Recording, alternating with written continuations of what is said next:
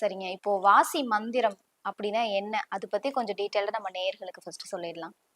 வாசி மந்திரம் அப்படின்றது வந்து ஒரு மனுஷனுக்கு உடம்புக்குள்ள ஓடக்கூடிய மூச்சு காத்தோட மந்திரம் தான் வாசி மந்திரம்.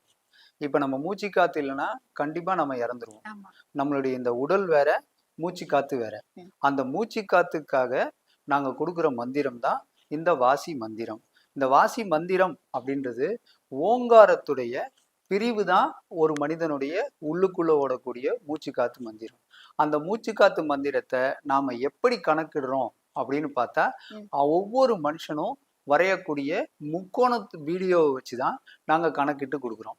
முக்கோண வீடியோ அப்படின்னா அந்த 3 புள்ளிகளையும் எப்படி ஒரு கோடு மூலியமா அவர் இணைக்கிறாரு அப்படின்ற அந்த வீடியோவை வச்சு தான் அந்த மனுஷனுடைய உடம்புக்குள்ள ஓடக்கூடிய அந்த மூச்சு காத்துடைய மந்திரம் தான் அந்த மனிதனுடைய ஆதி மூலமான மந்திரம். இந்த மந்திரத்தை சொன்னாலே எல்லா பயன்களும் கிடைக்கும். இதுதான் ஒவ்வொரு மனிதனுடைய மூச்சு காத்து மந்திரம்.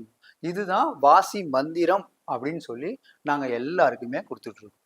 ஒருத்தருக்கும் தனித்தனியா இருக்குங்க ஐயா? ஆமா, ஒவ்வொருத்தரும் ஒவ்வொரு விதமா முக்கோணத்தை வரைவாங்க.